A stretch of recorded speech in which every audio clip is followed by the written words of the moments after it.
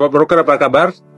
Hari ini saya sangat senang sekali karena baru saja mengikuti seminar yang luar biasa 14th Asia Insurance Broker Summit 2026 yang diadakan di Hotel Pullman Jakarta, dan kita Apari dan Aparindo, khususnya Aparindo, menjadi host dari event yang luar biasa ini. Nah, di hari terakhir ini saya beruntung bisa berkumpul dengan teman-teman broker yang luar biasa. Oleh karena itu, saya ingin mendengarkan pendapat mereka, apa yang mereka pelajari, apa yang bisa mereka bagikan kepada kita semua broker asuransi Indonesia. Oleh karena itu, kita akan dengarkan visi pandangan mereka yang mereka dapatkan dari acara yang luar biasa ini. Oke, kita mulai dari Pak Willy. Apa yang menurut Anda paling berkesan dari acara yang luar biasa ini? Oh, menarik Pak. Karena hari ini kita dilihat apakah kita sampai 2030 masih ada atau tidak. Ya, Tapi jawaban hari ini masih ada. Tapi mungkin 50% pekerjaan kita udah berganti. Karena ada teknologi, cara kita berubah dari transaksi menjadi strategi, ada AI. Definitely kita nggak mungkin menjadi broker seperti sekarang, pasti menjadi broker yang lebih bagus tergantung kebutuhan klien. luar biasa. Thank you, Pak Willy. Oke, Pak Dani, apa yang menarik dari 2 hari kita berada di seminar luar biasa ini? Siap, terima kasih Pak Taufik. Jadi kalau bicara teknis banyak yang dibicarakan dan sangat menarik. Exposure-nya juga internasional gitu kan. Ada AI, ada potential gap dan lain-lain gitu ya. Tapi yang menarik adalah ternyata bukan hanya di Indonesia, tapi kegiatan ini kan seperti kita dengar dihadiri oleh delegasi dari banyak negara. Ternyata kita punya common understanding gitu ya, yang sempat disampaikan bahwa terjun ke dunia asuransi karena kecelakaan, dan itu bukan sesuatu yang ternyata kita harus sesali gitu ya, terlepas dari apakah betul atau tidak, karena pekerjaan kita sebagai insurance brokers ada pekerjaan yang mulia. Yep. Dan ini sepakat ternyata tadi dari kita dengar sendiri dari banyak negara menyampaikan jangan terus terbawa dengan bilang kita terjun ke dunia ini, ke industri asuransi broker specifically by accident. Tapi kita harus embrace profesi kita dengan segala perubahan yang ada gitu ya, dan harapannya bisa menjadi pekerjaan yang mulia, membantu society. Oke, my bro, Pak Riki, yang luar biasa.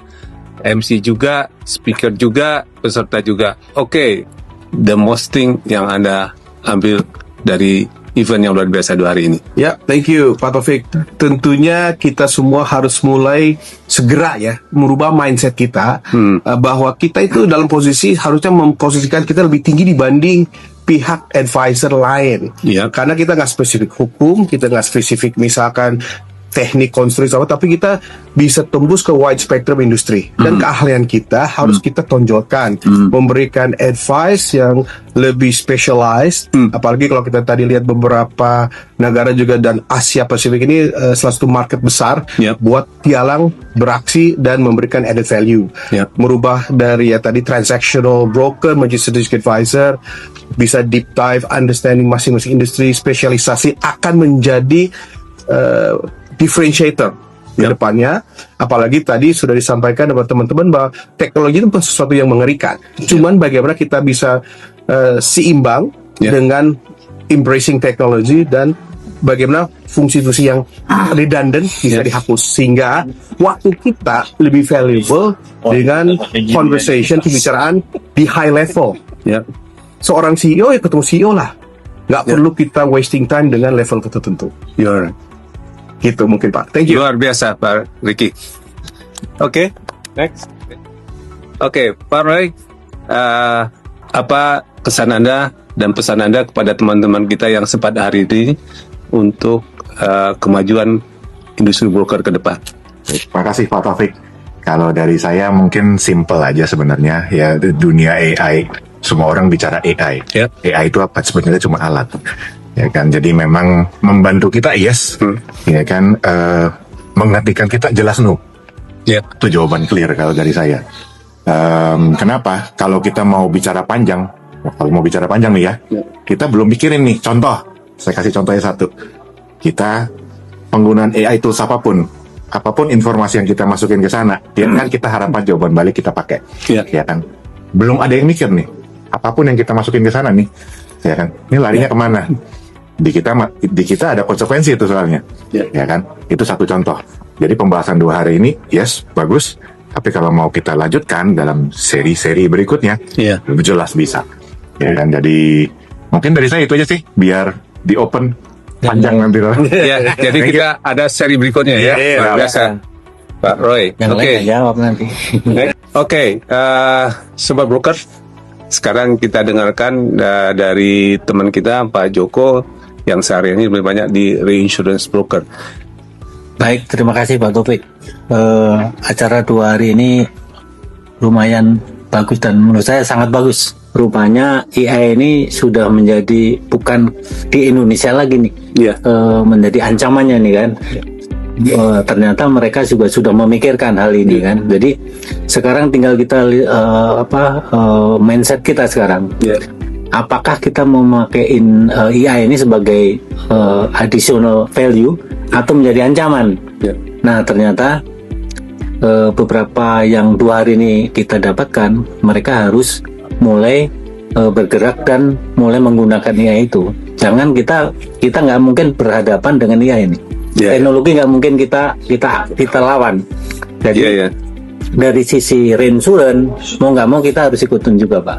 Karena memang ini menjadi keharusan, karena ke depan seperti sampaikan Pak Willy Pak, memang nanti akan ada pengurangan orang nih. Ini mau nggak mau nih, ini udah given ini. Nah, sekarang tinggal bagaimana kita teknologi ini semaksimal mungkin kita gunakan, tapi juga meminimaliskan biar orang nggak banyak kepangkas nih. Ini memang agak susah nih sekarang ini. Satu sisi teknologi akan mengurangi, tapi dari si perlindungan pekerjaan juga gimana caranya. Tapi mungkin nanti ini menjadi PR kita semua Pak. Jadi teknologi ini di reinsurance menurut saya mau nggak mau harus Pak, harus kita adopt Pak. Karena di luarnya, di sananya sudah ya? Sudah Pak, karena lebih-lebih di reinsurance ini kan kaitannya dengan pihak luar. Jadi nggak bisa kita ya kan. Kalau mereka pakai, kalau nggak kita pakai, nggak akan ketemu nih. Jadi nanti sistemnya nggak bisa kayak Pak Adin, nggak bisa back to back Pak ya. Agak susah nih. Menurut saya mau nggak mau ke depan kita harus adopt teknologi Pak. Gitu, Thank you. Terima kasih Pak Joko, luar biasa. Beliau sehari-hari lebih banyak handle di bidang asuransi kesehatan. Kita minta pendapat beliau dari 2 hari ini, apa insight yang diterima dan kira-kira ke depannya apa yang akan dilakukan khususnya di bidang healthcare dan health insurance. Oke, makasih Pak Taufik. 2 hari ini banyak sih yang bisa kita absorb ya Pak ya. Banyak insight dari teman-teman dari luar juga gitu Pak. Tapi memang kayaknya keywordnya di acara ini teknologi AI itu gitu ya. Kalau saya sih kemarin juga tadi nambah juga yang dari Pak Dandi bahwa katanya banyak orang by accident gitu Pak. Nah itu salah satu isu buat di kita, karena kan nggak ada orang yang memang berniat masuk ke kita gitu kan. Kita ini nanti akan kekurangan talent gitu Pak ya untuk meneruskan ke depan. Tapi kalau saya bilang sejalan dengan tadi juga ada pernyataan bahwa ke depan 50% digantikan oleh AI. Jadi mungkin itu ya sudah kayak berjalannya memang harus begitu gitu. Jadi memang pengurangan orang tadi Pak, karena memang nyari orang juga susah Pak. Jadi sepertinya ya udah menjadi suatu keniscayaan gitu Pak ya ke depan. Lalu mengenai apa itu si AI ini mau diapakan, itu kan kayak dua ya Pak ya. Jadi lawan, jadi juga menjadi teman gitu kan. Kalau saya sih melihatnya itu harus dioptimalkan teknologi AI, karena kalau kita nggak manfaatkan, kita bakal jadi conventional broker yang nggak kemana-mana nanti. 2030 sebentar lagi jalan kita 30 itu berapa tahun gitu? 4 tahun ya Pak ya? 3 tahun setengah. 3,5 tahun ya. Kalau kita juga nggak berevolusi ya di perusahaan ya akan menjadi ketinggalan gitu, nggak kemana-mana kita ini. Oke, luar biasa Bu Nevi. Nah, sekarang kita akan minta pendapatnya anak muda, Techie, Savvy, Teknologi, IT, dan tadi juga sudah menjadi moderator yang luar biasa. Oke, Aditya. Oke, apa takeaway yang Anda dapatkan hari ini, khususnya kepada berkaitan dengan masa depan kita, khususnya teknologi, dan akan seperti apa? Anda kan juga pengurus Aparindo, kira-kira Aparindo akan seperti apa dalam 4 tahun ke depan, perubahan-perubahannya? Oke, Pak Taufik, thank you. Ini yang sangat menarik ya. Jadi salah satu takeaway yang paling meaningful di conference ini justru malah bukan dari tech kalau menurut saya, Pak. Karena yang justru menarik itu banyak juga pembicara-pembicara dari luar industri kita yang mengharapkan kita ini memiliki value baru dengan adanya AI. Nah, jadi kalau kita ngelihat teknologinya, ya itu memang sesuatu yang tidak bisa diganggu gugat lagi. Tapi sebenarnya value apa yang kita sebagai insurance broker harus kita bawa itu ternyata datangnya permintaannya justru bukan dari kita juga ya, tapi justru datangnya dari speaker-speaker yang datangnya dari luar industri kita. Ya, banyak sekali bankers yang ngasih point of view yang berbeda, gitu ya. Dan ada juga yang datang dari luar juga yang memang mengharapkan kita di Indonesia ini brokernya tumbuhnya jadi broker of value. Nah, ini yang menarik nih, karena mungkin kalau selama ini kita ngeliatnya, teknologi, tapi kalau teknologi nggak membawa kita mendapatkan value yang baru, gitu ya. Ya salah satunya tadi disebutin kita mesti jadi product creator of innovations, gitu ya. Ini something yang selama ini kita belum pernah sentuh. Iya. Kita selalu melupakan bahwasannya kita terlalu menjadi transactional broker, ya. Mau di rek kayak mau di depan kayak itu, soal kita masih berkutat di transactional. Nggak ada yang berani invest membentuk value. Nah, ini kita diingatkan di sini. Dan ini satu hal yang menurut saya tuh key takeaway yang paling meaningful. Alright, thank you, luar biasa. Salah seorang senior juga di industri, dan beliau sudah mengikuti hampir semua fase-fase perubahan di industri ini. Nah, kira-kira bagaimana menurut Pak Stanley pada tahap ini? Pertama sih saya beruntung sekali bisa ikut dalam 2 hari seminar ini. Sangat menarik dengan banyaknya dari overseas, dari lokal yang sangat berkompeten dalam memberikan materi-materinya. Buat saya, atau yang saya dapat, AI bukan merupakan satu rival, bukan, tapi menjadi satu kebutuhan baik sekarang maupun nantinya. Tapi jangan dianggap sebagai pengawas. Tapi yang paling penting yang saya dengar dari sekian ini adalah tetap dibutuhkan human touch. AI itu hanya berupa satu teknologi, tapi human touch tetap dibutuhkan dari para investor ini, tetap harus ada. Jadi ya itu yang saya paling saya dengar adalah human touch itu tetap dibutuhkan. Oke, luar biasa. Sebagai seorang senior, beliau memang menemukan benang merahnya. Tadi mungkin tidak dari seminar darimu, memang tidak banyak menemukan human touch. Dan sebetulnya AI itu juga menghendaki human touch. Kan? Ketika kita prompting, sebaik kita juga tolong yang human touch, sehingga bahasanya, pikirnya juga luar biasa. Poinnya, memang pengalaman itu sangat penting. Ya. Oke, Sobat Broker, kita sekarang akan minta pendapat dari peserta kita, dan kebetulan kita ini yang terakhir. Justru terakhirnya adalah yang kita tunggu-tunggu, ya. Mereka itu kita akan dengarkan dari sahabat kita, senior kita di industri, Pak Handoko. Lihat kan semua udah bicara, Po. Kita dapat sharing di seminar 2 hari ini dari berbagai negara, terutama Asia lah kita bicara, Po. Gimana gambaran broker ke depannya, Pak, ya. Dan memang dalam hal ini kita banyak bicara menyinggung mengenai AI dan digital. Nah, tapi saya melihat bahwa AI sangat membantu dengan cara kita menggunakannya dengan tepat. Dan dimana kalau memang kita bicara AI membantu, ya kita harus bicara mengenai SDM-nya yang menggunakannya. Nah, kita perlu membangun SDM yang bisa memanfaatinya dengan baik. Karena ini kalau disalahgunakan ya jadinya halusinasi atau mungkin ke arah yang lebih tidak baik, Pak.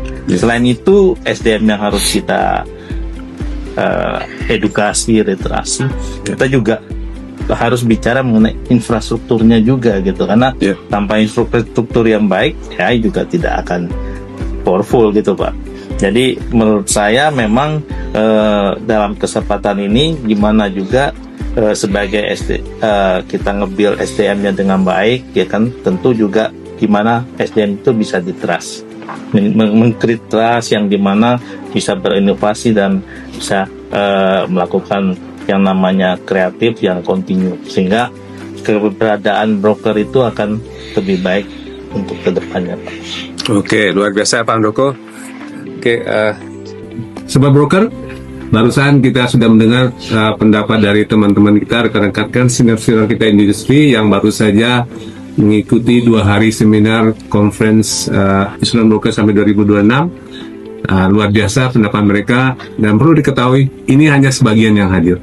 Sayang sekali karena yang lain mungkin sudah akan sempat, tapi walaupun tidak semua memberikan pendapatnya, tapi dari yang sharing yang barusan kita dengar itu benar-benar memberikan ringkasan poin-poin penting dari pertemuan ini yang seharusnya bisa didengar oleh semua kita, khususnya broker, anggota Aparindo maupun Apari, untuk kemajuan kita ke depan.